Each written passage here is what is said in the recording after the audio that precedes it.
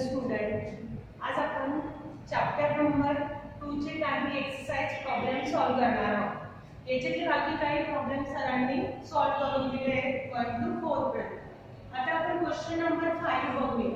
इव्हॉल्यूट each of the following. इव्हॉल्यूटचे म्हणजे काय असतं मीनिंग की खाली दिलेले क्वेश्चन आहेत त्याचे आन्सर फाइंड आउट करा।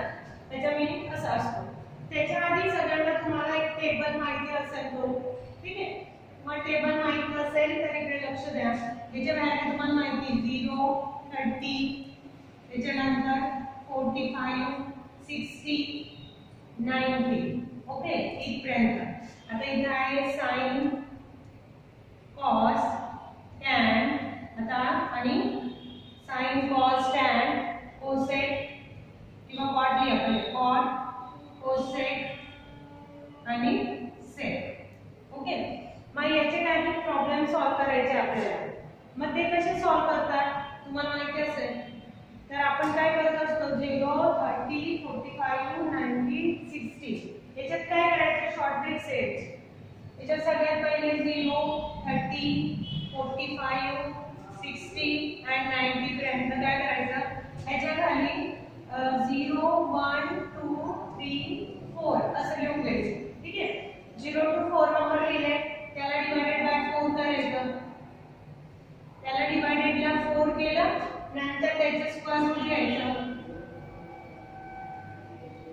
स्क्वेअर रूट घेतल्यानंतर 0 अपॉन एनी नंबर 0 आणि 0 चा स्क्वेअर रूट असतो 0। 1 अपॉन 4 तर 1 चा 1 आणि 4 चा स्क्वेअर रूट येणार 2। सिमिलरली √2 डिवाइडेड बाय 4 चा 2। 1 आणि 2 ला कसं लिहितो आपण √2 into √2। मग √2 हे कॅन्सल म्हणून हा होऊन जाईल 1/√2, ठीक आहे। मग हा जर 1/√2 इथे येईल √3/2 आणि 4/4 is 1 and under root of 1 is 1। मग ही झाली आपली साइन ची व्हॅल्यू। तर साइन चा उलट काय असतो कॉस असतो।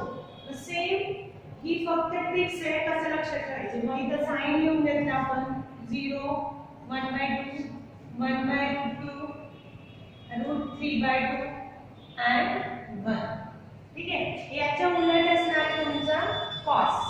कॉस काय असेल 1 √3/2 त्याच्यानंतर 1/√2 आणि हा असेल 1/2 आणि हा असणार आहे 0।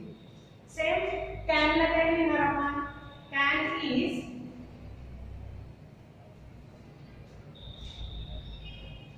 sin upon cos, sin upon cos 0 upon 1 0, 1 upon √2 divided by √3/2 म्हणजे 2 get cancel 1 upon √3, okay.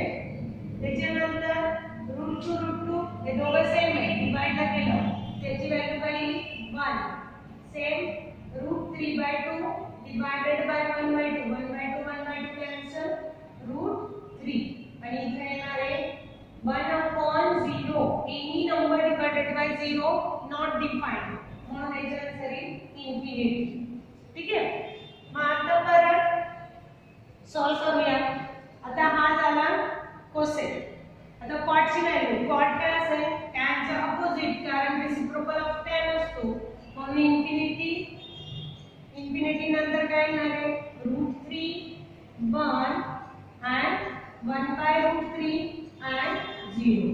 Same cosec. आता कोसेक काय असतो 1 upon sin असतो। तर 1 upon sin काय येणार 0 divided by 1 upon 0 1 upon sin। Cosec is equals to 1 upon sin, okay. मग आता आपण काय केलं की इथला जो थीटा आहे या थीटाची व्हॅल्यू जर आपण 0 घेतली तर 1 upon 0 sin ची व्हॅल्यू 0 घेतली तर काय येणार 1 upon 0 not defined, 1 upon 0 not defined. Same 1 upon 1/2 1 upon 1/2 मग हा 2 वरती जाईल म्हणजे याची व्हॅल्यू आली 2। सिमिलरली 1 upon √2 म्हणजे काय √2।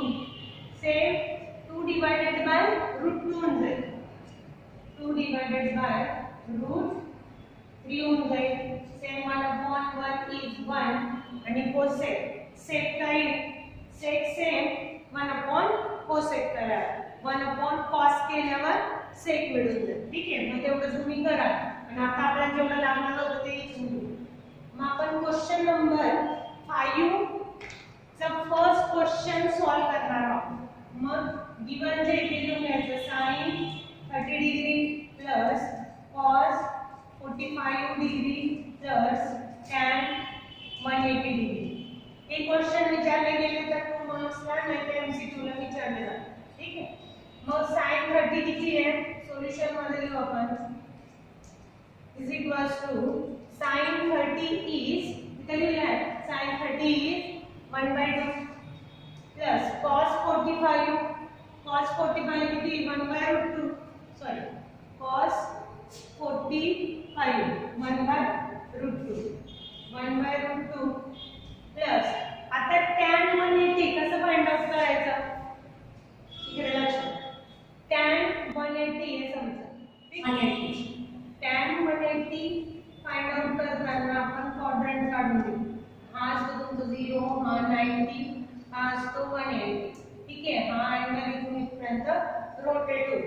मग इथून इथपर्यंत रोटेट होताना युनिट सर्कल जर ड्रॉ केला आपण समजा युनिट सर्कल ड्रॉ केल्यावर याची रेडियस किती असणार आहे 1 असेल. म्हणजे इथून इतकं डिस्टन्स किती असेल 1 असेल. म्हणजे हा काय आला 1, -1,0 आला -1,0.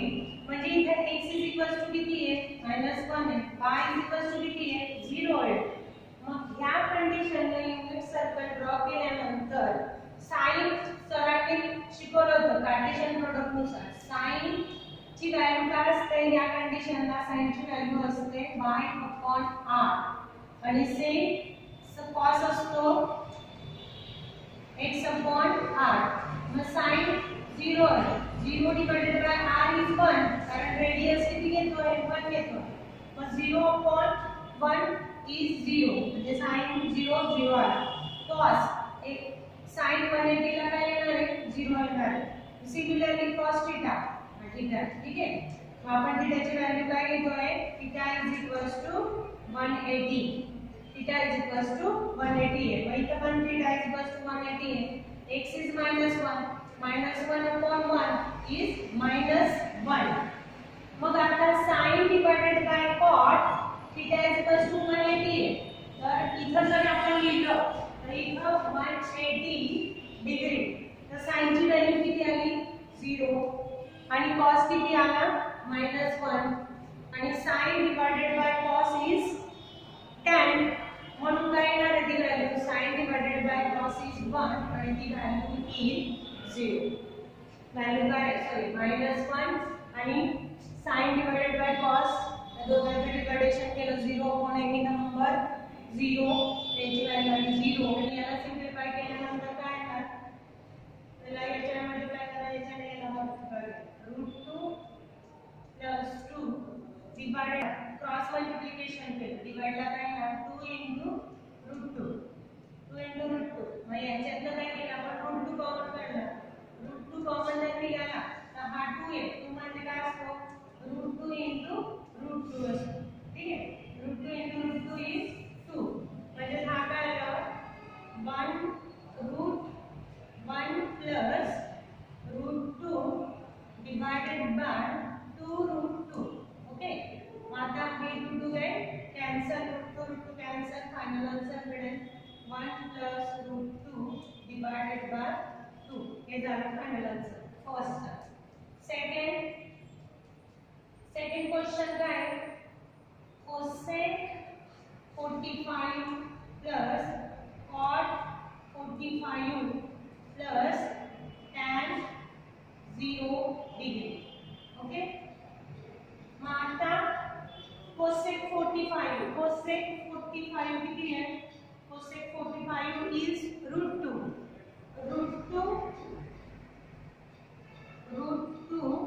Plus cot 45 is 1 plus tan 0 is 0.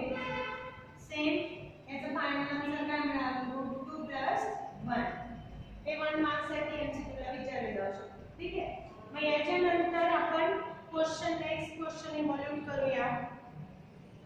आता हा क्वेश्चन मध्ये आपल्याला tan find all trigonometric function, सगळे ट्रिग्नोमेट्रिक फंक्शन फाइंड आउट करायचे आहेत in a standard position whose terminal arm passes through point 3 and -4. 3 and -4. Okay. मग आपण काय केलं तर find the trigonometric all function find out करायचे. सपोज डायग्राम करू आपण. पॉइंट दिलेले आहेत त्यांनी. काय पॉइंट दिले आहेत 3 आणि -4. आणि 3 आणि -4 हे कोणत्या क्वाड्रंट मध्ये असणार आहे? फोर्थ क्वाड्रंट मध्ये. कारण इकडे पॉझिटिव्ह x आहे म्हणजे इथे काय येणार आहे p. सपोज आपण याला म्हणू x, y is equals to 3, -4. Late. ठीक आहे. मग हा झाला आपला. सपोज इथे कुठेतरी 3 आहे आणि इकडे 4 आहे. 4 -4 आणि हा 3. ठीक आहे. मग आता हा अँगल कसा येईल? इथं 4 ला आहे हा पॉइंट आहे. या पॉइंटला तुमचा 3, -4. तर याला आपण असं ड्रॉ केली लाईन. लाईन ड्रॉ केल्यानंतर हा -4 झाला. याला आपण म्हणू O. त्याच्यानंतर हा y, y ची व्हॅल्यू झाली -4. हा x इज 5 आणि ही झाली तुमची रेडियस. ही झाली x ची व्हॅल्यू, ही झाली y ची व्हॅल्यू आणि ही झाली रेडियस. याला सपोज आपण p पॉइंट ऑफ 3, -4 हा पॉइंट दिलेला आहे. मग इथे आपण हा अँगल आहे.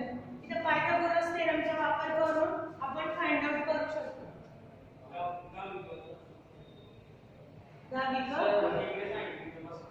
असं सांगितलं. एकच मिनिट माझा एक question. Let x, y is equals to 3 -4. ठीक आहे. मग आता आपण काय करू? याला सॉल्व करू. मग हे सॉल्व करत असताना आपण काय करणार आहोत? पायथागोरसचे थेरम वापरू. पायथागोरसचे स्टेटमेंट काय? r² is equals to x² plus y². What is the value of r²? r² find out करायचं आहे. कारण x मिळाले, y माहिती आहे, r माहित नाही. मग r is equals to r² is equals to x² is 3² is 9. 3² plus -4². त्याची व्हॅल्यू काय येणार आहे? 3² is 9 plus 4² is 25 and r². मग हा झाला आपला 16 आणि 9 plus 16 is 25 आणि हा झाला r². r is equals to plus minus square root. Taking square root on both sides घेतला तर r is equals to me only 5 घेते कारण plus minus 5 हे आन्सर येईल. आपण काय घेतलं फक्त 5 घेतलेलं. ठीक आहे. मग आता r मिळाला, x मिळाला, y मिळाला. r x y मिळून गेला. तर sin theta is equals to काय असतो? x y upon r. y upon हे बघा opposite side आणि hypotenuse. Opposite side divided by hypotenuse y upon r. आणि y upon r माहिती तुम्हाला काय आहे? y upon r. y ची व्हॅल्यू किती आहे? -4 आहे. डिवाइडेड बाय r किती आहे? 5. सिमिलरली सगळे फाइंड ऑल ट्रिग्नोमेट्रिक एंगल्स. मग सिमिलरली sin नंतर काय येणार आहे? cos थीटा येईल. मग cos थीटा काय असतो? x upon r म्हणजे adjacent side divided by hypotenuse. मग सेम इथं पण काय येईल? 3 divided by 5 आणि sin upon cos तर काय येतो? sin theta upon cos theta is tan theta. आणि याचे जे काही आन्सर असेल या दोघांचं डिवाइडेशन करू. -4/5 divided by 3/4 म्हणजे 5 get cancel -4/5 आला. सिमिलरली tan नंतर sin का असतो? cosec theta. cosec theta काय येईल? 1 upon sin is cosec. म्हणजे 1/-4/5 म्हणजे रिवर्स होऊन जाईल, -5/4 होऊन जाईल. ठीक आहे. Same cot sec theta is 1/cot cos theta, 1/cos theta 1/3/5 म्हणजे 5/3 झालं. हे झालं आपलं फायनल आन्सर. ठीक आहे. Thank you.